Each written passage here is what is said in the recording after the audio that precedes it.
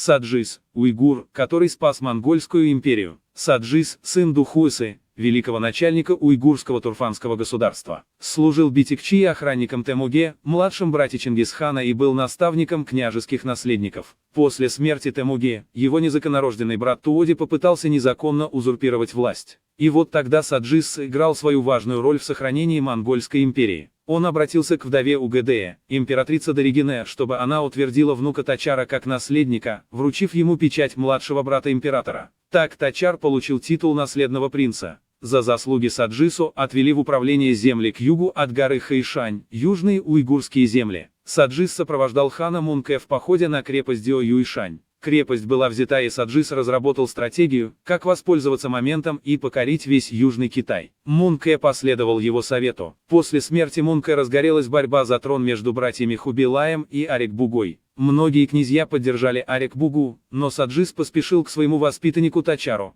убедив его совместно выступить за Хубилая. Тачар согласился. Это стало поворотным моментом в истории Монгольской империи. Когда Хубилай взошел на престол и стал великим ханом, он за заслуги назначил Саджиза пекинским Сюаньфу, мэром, подарил в наложнице придворную даму из рода Вангила, а также золото, шелка и парадные одеяния. Прибыв в Леодун, Саджис искоренял коррупцию и подавлял беспредел, восстановив порядок в регионе. Когда в Корее возникли сепаратистские настроения, император возложил вину на сановника Хун Чиху. Тот был арестован и отправлен в столицу. Саджис выяснил, что Хун Чиху стал жертвой клеветы и лично попросил Хубилая его оправдать. Император освободил Хун Чиху. Во время восстания Летана Саджис возглавил войска для его подавления. После казни Летана монголы хотели устроить резню в городе, но Саджис сказал, войско императора карает лишь главаря. Тех, кто следовал за ним по принуждению, трогать нельзя. Он успокоил народ, заслужив всеобщую поддержку. Саджиса назначили Дуду,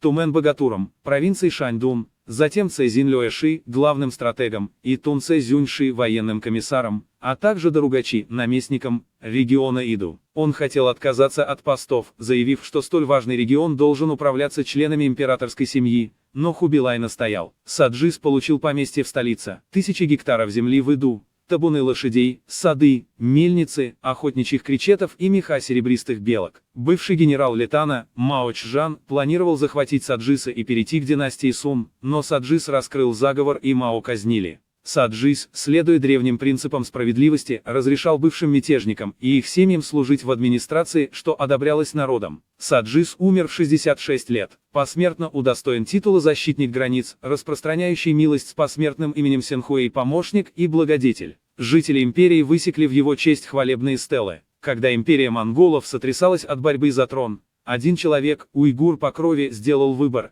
изменивший судьбу династии Юань. Его звали Саджис. Мы никогда не узнаем, что было бы, захватив Туоди незаконно власть. Но что мы знаем точно, уйгур Саджис строил новую монгольскую империю, ту, где правили не страх, а закон.